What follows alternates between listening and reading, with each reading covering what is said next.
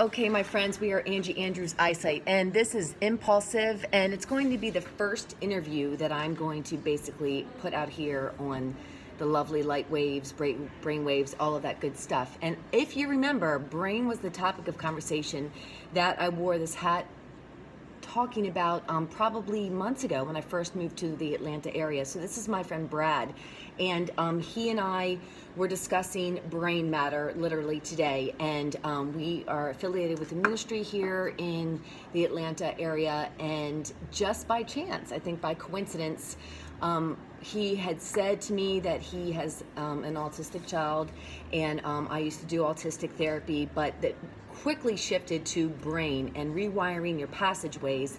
And I, for all intents and purposes, this year have had to go to Emory for stabbing pain. I had some mild stroke type of symptoms a few years back, and my own rehabilitation and recovery has been seeing a neuroscientist and a neurologist working with my brain.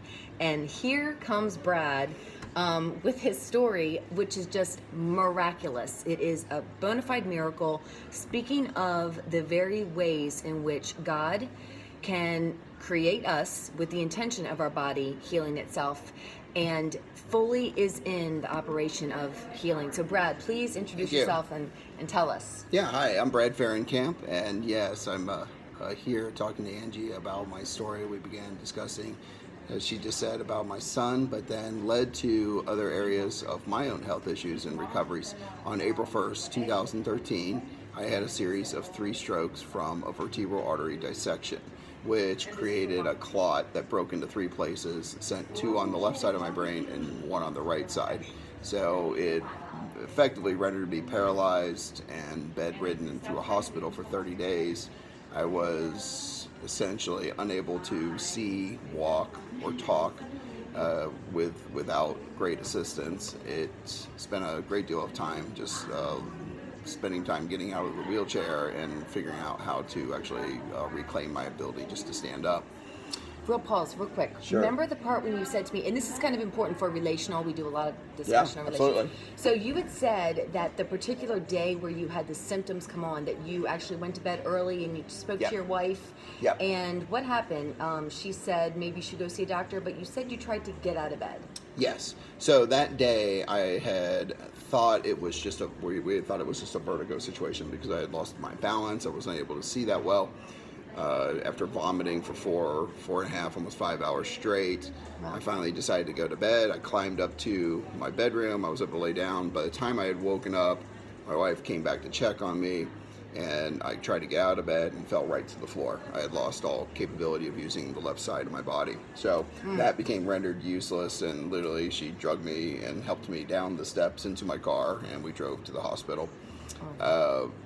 Yes, we did the paperwork in the lobby while I was having the strokes. So they eventually got me into an ICU situation. Within 72 hours of the ICU, a brain bleed had developed, and which was something that was revealed to me through the prophetic by friends who were praying for me and said that the enemy had planted a time bomb in my brain if the strokes didn't take me out.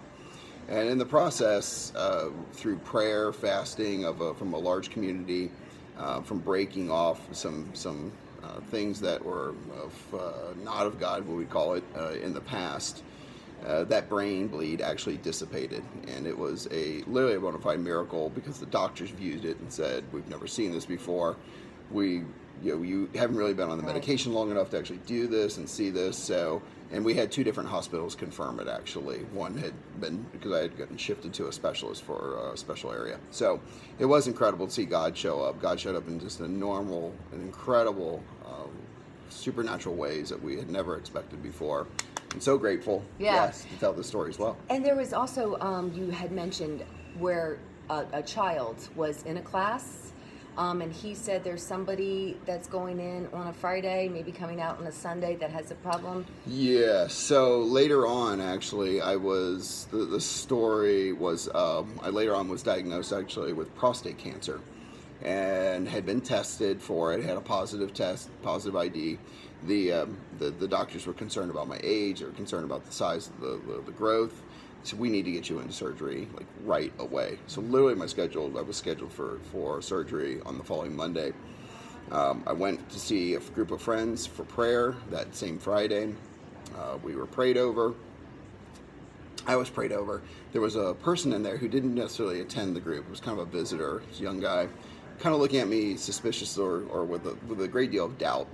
And come Monday, I went through the procedure. They come out of the procedure, out of the anesthesia, and they said we did 12 biopsies and we could not find the lump anymore. It was literally gone. So it really had been vanished. What we didn't know was that the person that young man who was with us or with me praying had later told a friend of mine who I worked with and said, hey, I just want to let you know I was at this meeting, this prayer time meeting with these guys, and we prayed for this guy, Brad, and he just assumed that he was going to be healed, and I've never seen anything like it before. And then we got the story that the doctors just said that the cancerous lump is actually gone. He goes, I've never known anything to happen like this before, and now I believe in God as a result of it. Right. So a child, out of the mouths of babes, yes, but then actually becomes a believer. And I think the most fascinating, little stint that he and I discussed before was, there could have been many different ways that the Lord evangelized, but he chose to use Brad to unfortunately get, 12 biopsies? 12 biopsies. Right. I was like, I think there's other ways, God, that we could have evangelism than have to go through that again. Try something different. And So. Here it is, though, that Brad is a walking example of the afterlife. How is it now, now that you're working with a specialist? Because both he and I discovered that this new method of rewiring brain passageways is very much built on vibration.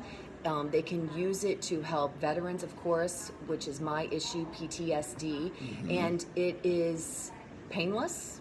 It can be expensive, but it's one of those things where it's worth the investment. And we're discovering that there are new ways in which God moves to couple science with his phenomena, with his miraculous ways. Any ramifications that you're looking forward to get completely healed during this process? Yeah. Well, the Lord had shown me a picture of what this would look like, or even kind of a concept, even though I really couldn't articulate even what this particular medical breakthrough was about. And I fortunately have a friend who's actually a licensed medical psychiatric and practice, and was able to tell me more about this. And in fact, actually, she just happens to be a good friend of ours and happens to be investing in this same particular type of medical treatment. And so, and I told her, I said, actually, I feel like the Lord actually showed me a picture of this and this concept. So it's phenomenal that you're actually going to be using it. And we, as far as in January 2019, I'm slated to be on that schedule for that treatment. So I really look forward to it because I know that there is a lot of brain trauma success regarding that. We know of people who have had autism children who have dealt with autism literally in a nonverbal capacity, or nonverbal learning disorders, become verbal after the treatment. So it's incredible. It's a modern day miracle of treatment. So we really I look forward to giving you the update. I cannot wait to hear it. It's going to be fun.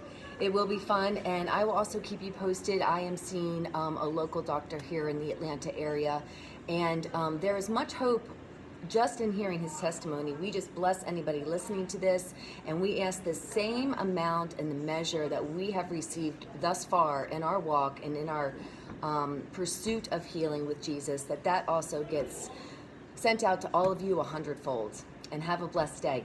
Amen.